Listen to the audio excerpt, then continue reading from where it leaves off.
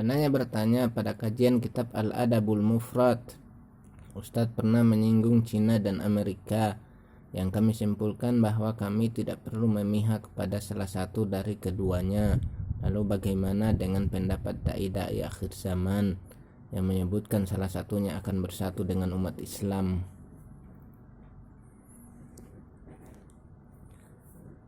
Kalian memperdebatkan antara Amerika dan Cina. Siapa dari keduanya yang akan bersama umat Islam? Siapa yang condong kepada Islam dan kaum muslimin? Habis waktu kalian karena meluangkan pikiran terhadap kedua bangsa tersebut.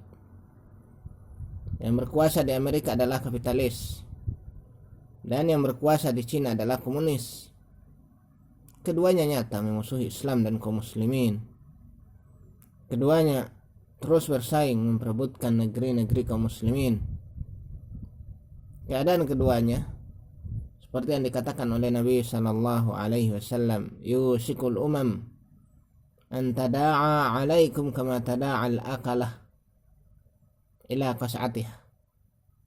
Hampir-hampir berbagai bangsa akan memperebutkan kalian, wahai umat Islam, layaknya memperebutkan makanan yang berada di mangkok, yang berada di nampan.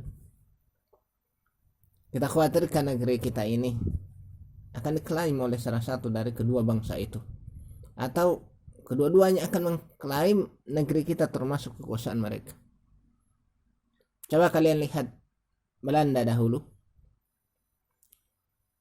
Kapan Belanda mengklaim secara nyata bahwa Nusantara adalah kekuasaan mereka? Kapan Belanda mengklaim secara nyata bahwa Nusantara adalah kekuasaan Belanda? Pemerintah Belanda tidak langsung membawa pasukannya lalu bertempur habis-habisan untuk merebut Nusantara. Pertama-tama cara Belanda adalah membangun perusahaan yang dikenal dengan Foch. Suatu suku yang menolak keberadaan Foch maka diperangi dengan berbagai cara, hingga pemerintah Belanda kemudian menampakkan klaimnya secara terang-terangan bahwa Nusantara adalah Hindia Belanda. Bagaimana dengan langkah kapitalis Amerika terhadap Indonesia? Bagaimana langkah komunis? Langkah komunis Cina terhadap Indonesia? Bagaimana langkah komunis Cina terhadap Indonesia? Jangan mengira Amerika dan Cina tidak memiliki keinginan seperti Belanda. Di saat Indonesia ini masih kuat di berbagai pertahanannya, mungkin bangsa-bangsa itu belum berani mengklaim. Cina belum berani terang-terangan mengakui Natuna milik Cina. Amerika belum berani mengakui Papua milik Amerika.